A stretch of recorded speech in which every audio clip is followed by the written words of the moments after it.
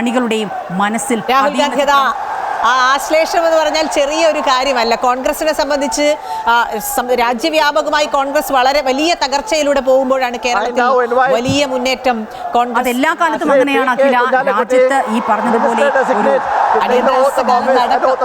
കോൺഗ്രസ് മുക്ത ഭാരതമെന്ന് BJP എത്രയൊക്കെ ഉറക്കെ പറഞ്ഞാലും ഒരുപക്ഷേ ദക്ഷിണേന്ത്യയിലേക്ക് വരുമ്പോൾ കാഴ്ച അങ്ങനെയല്ല. എപ്പോഴും വീഴാറാകുന്ന കോൺഗ്രസിന് താങ്ങായി നിൽക്കുന്ന ഒരു മേഖലയായാണ് നമുക്ക് കാണാൻ സാധിക്കുന്നത്. അതിൽ കേരളമാണ് എക്കാലത്ത്.